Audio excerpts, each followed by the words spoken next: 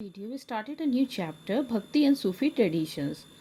Okay, so today we will continue the chapter with some important facts. If we talk about the religion of India, evidences it derived from the Mesolithic rock painting in Harappa. You can see the figurine of woman and expressed as mother goddess, and plant motifs, especially people, indicating the worship of the nature. A conical stone has been mentioned as ling, and a closed leg postures mentioned as yogi. So the documented history of the religious, it's began with the historical Vedic religions. The principal deity of this Vedic periods was Indra, Agni and Varun. So they practiced Vedic traditions by chanting long Vedic hymn and performed sacrifices. So we can see that in the Vedic era, the physical form of the various devata were the element of nature. Okay, water, fire, earth, sun. Later in the Puranic era, okay, they were humanized, and thus we can see various form of devata as Shiv, Lakshmi, Vishnu, Uma. These are the main deities given out by the Puranas. Okay, so the non-Vedic religions. So here you can see the religious development, in which now we talk about the non-Vedic religion was revitalized by Mahavir in the 6th century. And then comes the Buddha, also restated the thought of the Upanishad. He spread the ideas of Sanatana Dharam but criticized the rituals and importance of the priest. Buddhism came to be considered as the second renaissance of Sanatana Dharam, the first being the Upanishad themselves. So the decline of Buddhism in India has been attributed to a variety of factors, which include the resurgence of Hinduism in the 10th and the 11th century under Shankaracharya. Then comes during the 14th and the 17th centuries, when North India was under Muslim rule. The Bhakti movement, it swept through central and northern India. So the Bhakti movement that actually started in the 8th century in South India, present day in Tamil Nadu and Kerala, and gradually spread northward. So it was invited by a loosely associated group of teachers or saints. You can see Chaitanya, Mahaprabhu, Vallabhacharya, Surdas, Mirabai, Kabir, Tulsidas, Ravidas, Namdev, Eknath, Ramnath, Tukaram, okay, and other mystics were some of the saints in North India. See, they taught the people could cast aside the heavy burdens of caste and rituals and the subtle complexities of philosophy and simple express their overwhelming love for God. So bhakti, okay, it literally means attachment, participation, fondness for homage, faith, love, devotions, worship, purity. When we talk about this originally used for Hinduism, it's referred to devotions and love for a personal god or a representational god by a devotee. जब हम भक्ति की बात करते हैं, इसका शाब्दिक अर्थ जो दिया है वो है लगाव, भागीदारी, सत्कार, श्रद्धा, विश्वास, प्रेम, भक्ति, शक्ति, पूजा, पवित्रता. यह मूल रूप से हिंदू धर्म में इस्तेमाल किया गया था. एक भक्त द्वारा व्यक्तिगत भगवान या एक प्रतिनिधित्व भगवान के लिए प्रेम और भक्ति का जिक्र है. अगर हम बात करते हैं उपनिषद जैसे प्राचीन ग्रंथों की, तो इस शब्द का सीधा मतलब है किसी भी प्रयास के लिए सहभागिता. भक्ति और प्रेम, जो कि भागवत गीता में यह आध्यात्मिक के संभावित मार्गों में से एक और मोक्ष की ओर जैसे कि भक्ति में है. So during the time, expressions of devotions range from the routine worship of deities. So when we talk about the devotional worship, it had a long history of almost thousands a year before the period we are considering. If we talk a medieval period, it has a past of about thousands years before. And then you can see, if we talk about expression of devotions, it range from, you can see, a routine worship of deities. within the temple to ecstatic adorations where devotee attain a trance-like states. So you can see here, हम जिस समय की बात कर रहे हैं वो कौन सा काल है? वो मध्ययुगीन काल है। उससे पूर्व लगभग 1000 वर्ष पुरानी भक्तिपूर्ण उपासना का इतिहास है, जिसका साक्ष्य हमें वैदिक काल युग में पूर्व तथा पश्चात भी देखने को मिलता है। इस समय जो भक्ति थी, ठीक है, वो कैसी थी? प्रदर्शन में मंदिरों में इष्ट देव की आराधना से लेकर उपासक जो थे उनका प्रेम भाव में विलीन हो जाना दिखाई पड़ता है। एक तरफ हम मूर्ति पूजा देख रहे हैं, दूसरी तरफ उपासक का भक्ति में विलीन हो जाना, प्रेम भाव में विलीन हो जाना, भक्ति में रचनाओं का गाया जाना, ठीक है। इसमें the singing and chanting of devotional compositions was often a part of such modes of worship. तो ये कहता है कि भक्ति में रचनाओं का गाया जाना ये भी उपासना के तरीकों का एक अंश है, ठीक है। जैसे भजन होता है, कीर्तन होता है, often a part of such mode of worship. Poem of prayers, early traditions of bhakti. So in Hinduism, bhakti is a mystical devotion to God. The Bhagavad Gita was the first text to use the term bhakti to a religious path. If we talk about medieval bhakti poetry, is the devotional love poetry.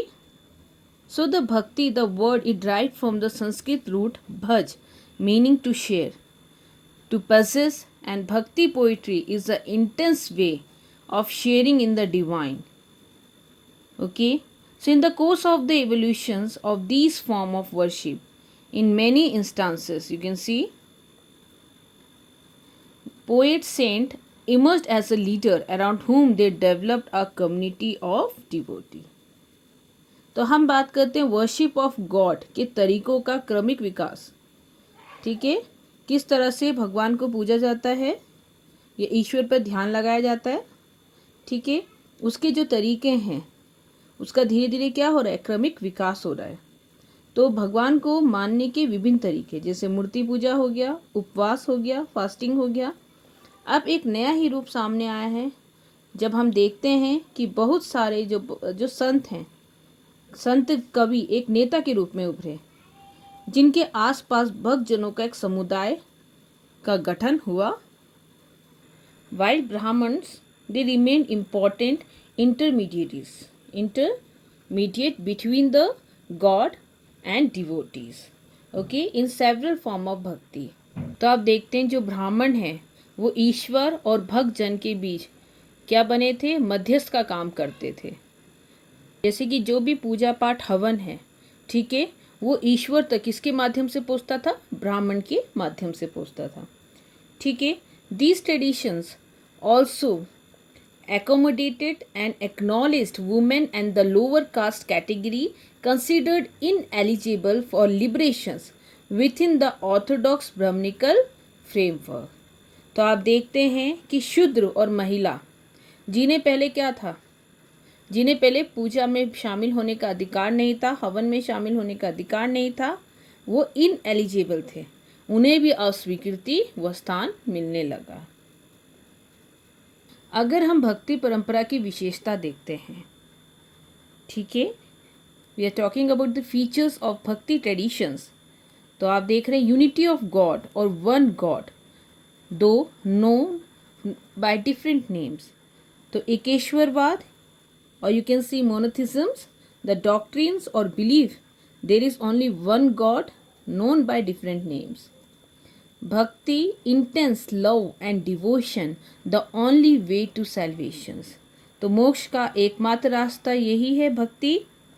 Repetitions of true name, आप देखते हैं कि हम ईश्वर की भक्ति में इतने विलीन हो जाते हैं ये इनकी साधना में कि उनको बार बार स्मरण करने लगते हैं। Then you see self surrenders, ठीक है, सेल्फ सरेंडर्स हियर, आत्मसमर्पण करना, ईश्वर के समक्ष अपने आप को समर्पित कर देना। Then here we talk about condemnations of rituals, ceremony and blind faith. इसमें निंदा की गई है रीति रिवाज की, समारोह की और उस पर अंधविश्वास की। Then here you can see rejections of idol worship by many saint. तो कई संतों के द्वारा मूर्ति पूजा का खंडन किया गया।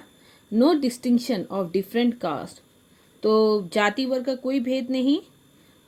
Need of a Guru for guidance advocated bye सम, तो आप देखते ना कि पथ प्रदर्शन के लिए या प्रदर्शक के लिए हमें गुरु की आवश्यकता है. भक्ति में इस बात पर बल दिया गया है. प्रीचिंग थ्रू लोकल और regional languages and travelling from place to place, spreading the religious messages. जो भक्ति का प्रसार है वो स्थानीय या क्षेत्रीय भाषाओं में लोगों में धर्म के प्रति चेतना और धार्मिक संदेश देने के लिए वो एक स्थान से दूसरे स्थान की यात्रा करते थे. Historians, okay, of religions, they often classified bhakti tradition into two broad categories. One is sagun, another one is nirgun. Saguns with attributes and nirguns without attributes. So why is the need to divide it into two categories? When we talk about saguns, okay, with attributes, it means worship of this God in a form, with a form. So in this category, you can see there is a worship of special deities such as Shiv, Vishnu and his avatar or incarnation. As you can see, Vishnu incarnation was Ram and Krishna and the form of goddess and Devi. So these all are conceptualized in anthropomorphic forms, in which in the human forms or human attributes. So Nirgun Bhakti, on the other hand, was worship of an abstract form of God. Here, abstract forms means you can see God in Nirgun. Its form is in fact everywhere, in everything. So it is formless, supreme, and is satisfied just by devotional service and compassion toward everyone. So here comes the Alvar and the Nayanar, okay, of Tamil Nadu. So the Bhakti movements is originated in the south of India in the 6th century and gradually spread to the rest of the subcontinent. So the emergence of new religious movement led by Nayanar saint, they devoted to Shiva.